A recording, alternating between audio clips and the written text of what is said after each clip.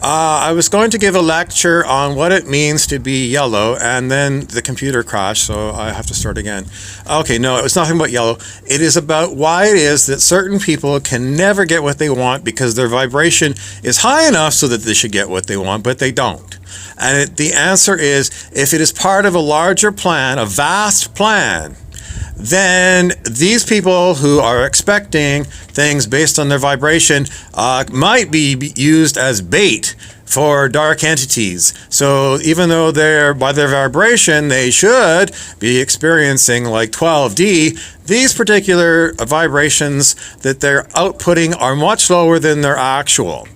And that is why you have, some people say, a high self and a low self. The low self is one that doesn't know the full picture. Now, when people say, well, you can assert your own personal sovereignty. If you're the low self, if the high self doesn't agree, then you're not going to get it.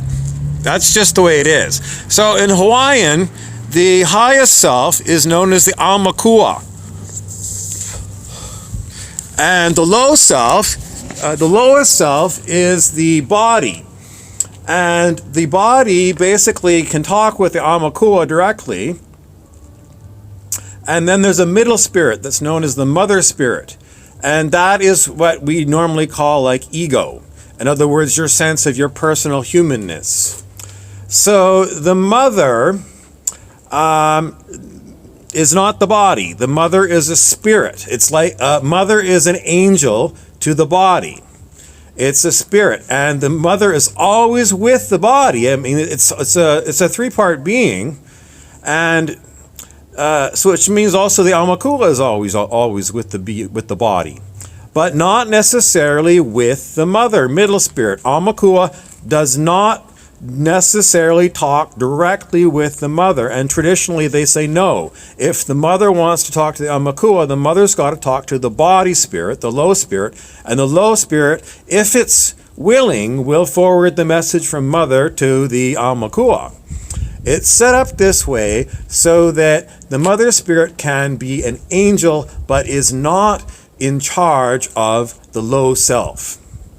Just acts as a wise guide. That's very strange because everyone thinks that they are the body, and it's not true in the spirituality of it all, because the one that you are is basically the wisdom spirit that you have, right? You're basically giving your wisdom to the body, and you're trying to guide the body. Now, this just seems like you're fused, and for most people it's true. You're fused with the body, so you don't notice the body as being a separate spirit. But things happen to the body that you never intended, and that is because there are programs running in humans that cause us to have major problems. Now, these programs are sometimes called in the traditional spiritual literature carnal mind. Now, carnal mind is basically what we experience when we're born on planet Earth. It's the way everybody is in the society that you were born into and grew up with. So your belief systems and everything you pick up from traditional schools and the friends that you meet, television if they watch television, or it could be YouTube videos that they watch, or it could be games that they play.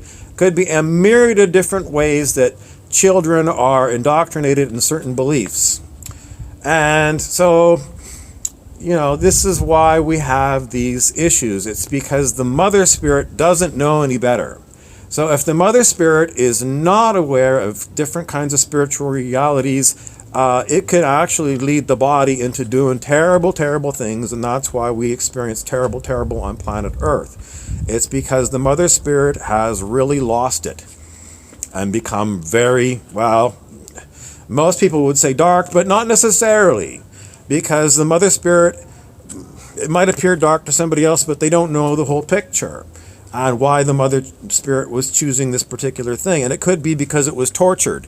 So a lot of people that commit suicide are tortured beings, and they feel so horrible, the mother spirit, that it decides the only thing it can do is try and escape the feeling that it's got, and often it feels trapped in the body.